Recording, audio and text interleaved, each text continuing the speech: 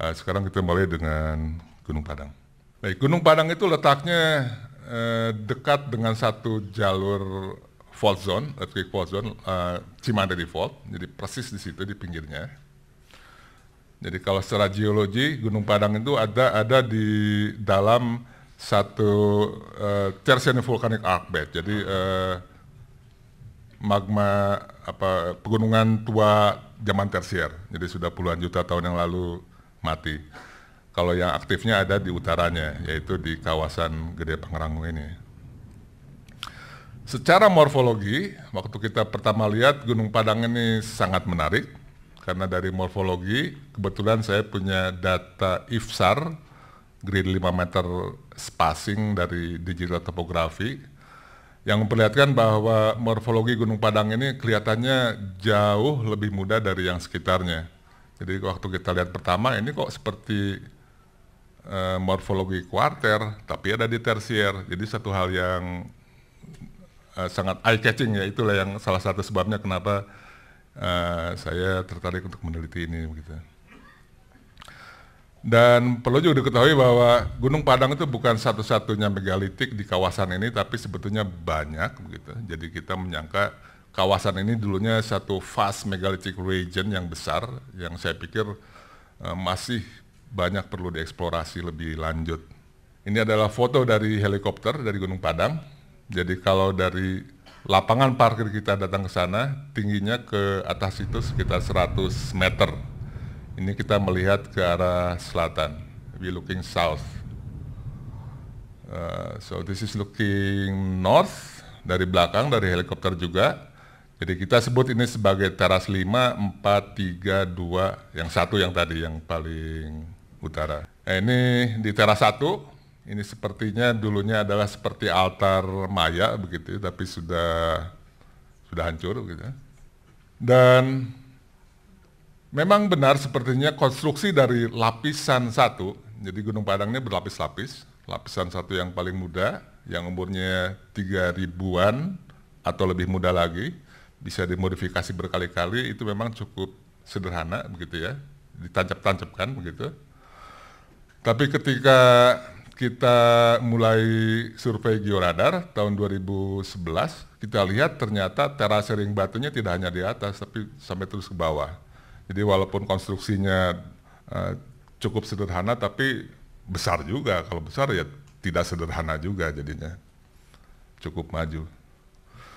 Dan kemudian dibersihkan oleh timnya Pak Ali Akbar yang dibantu oleh dari Dikbud ini ya, para arkeologi timnya. Ini lebih kelihatan lagi bahwa memang badan Gunung Padang ini merupakan terdiri dari terasering batu begitu, tidak hanya di atas. Jadi walaupun konstruksinya yang lapisan pertama ini tidak begitu ruwet, tapi besar kelihatannya karena meliputi seluruh bukit. Bisa diklik. Nah ini waktu itu kita membuat satu foto 3D dari Gunung Padang untuk kita bisa melihat jelas bagaimana bentuk dari situs Gunung Padang ini, khususnya yang lapisan 1 barangkali yang paling atas. Oke, coba diputar sedikit. Jadi kelihatan diputar segini, coba balik. Ya, kita lihat ini yang timurnya demikian rata, gitu ya, putar lagi. Kemudian di depannya ini half circle, gitu ya, cukup simetri. Kemudian kita lihat, balik lagi terus, putar. Nah kita lihat di sini, terasering batunya kelihatan di sini. Jadi kita bersihkan dulu, terus kita foto. Coba diputar-putar dikit, digoyang-goyang gitu. Nah, jadi dari morfologinya saja kita bisa lihat jelas bahwa Gunung Padang ini sudah hasil permakan manusia begitu ya, bukan satu alam. Oke.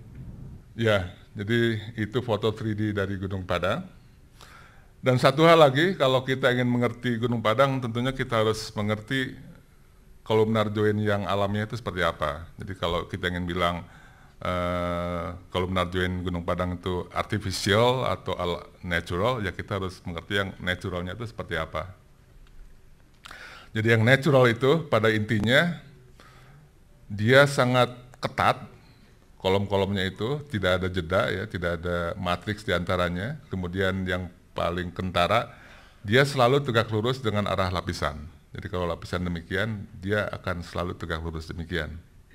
Jadi kalau kita ketemu columnar joint yang horizontal, artinya lapisannya harus vertikal gitu. Itu sudah satu hukum alam. Gitu. Ini contohnya di Giant Causeway di North Ireland, di kampungnya Pak Andrew mungkin di utaranya. Jadi kita kelihatan layernya, kemudian ini columnar joint-nya yang tegak lurus dengan arah perlapisan. Dan dia selalu tight begitu ya, jadi yang ini columnar joint yang sama di pantai memperlihatkan fabriknya, structures-nya yang sangat ketat begitu ya, heksagonal kebanyakan, ada juga yang segi empat juga ada. Tapi ya, intinya di antara si kolomnya itu sangat rapat, sangat kompak. Jadi sebagai geologis kita harus tahu mana yang alamiah ini dan mana yang sudah disusun ulang oleh manusia gitu. Intinya begitu kalau kita ingin mengerti Gunung Padang. Jadi seperti ini, sepintas lalu tentu kita akan paham bahwa ini adalah bukan yang natural columnar joint formation gitu ya, karena fabriknya udah jelas. Ya memang ada bisa ngomong, oh ini jelas, ini kan ada tembok. Tapi kalau misalnya ini tertutup masih oleh tanah, oleh tumbuhan, terus hanya kelihatan hanya ininya aja, kita kan harus bisa menganalisa juga ini sebetulnya alamiah atau tidak begitu ya. Jadi kalau lihat dari fabriknya ini jelas bukan alamiah, ini pasti tumpukan yang sudah tidak primer lagi begitu. Baik, foto-foto waktu kunjungan ada Menteri Kebudayaan Juni 2013. Ini waktu acara Gotra Sawala yang diadakan oleh Pemprov, kunjungan ke situs dengan Profesor Robert Soh, geologis dari Amerika, dengan Pak Graham Hancock di sana. Ini kunjungan Presiden 27 Februari 2014. Ini sama. Kemudian ini dari Kemenhan 3 April 2014. Kemudian ini 9 Agustus yang kita memakai helikopter dari Jakarta ke Gunung Padang dengan Astor Kasat. Kemudian ini waktu kunjungan Kasat 12 Agustus 2014. Dan ini kunjungan kedua dari Pak Emno 17 September 2014 bersama dengan Pak Wagub, Pak Wakil Wamendikbud juga hadir di sini dengan Pak Bupati, Pak Wakil Bupati di sini. Dan ini waktu ada ekskursi Yagi November. Jadi kita beruntung banyak test pit yang sudah dibuka masih bisa dilihat. Setelah itu test pitnya sudah ditutup lagi kotak galinya. Dan ini di Istana Presiden terakhir kalinya waktu 4 November. Ini di kantor Pak Presiden SBY.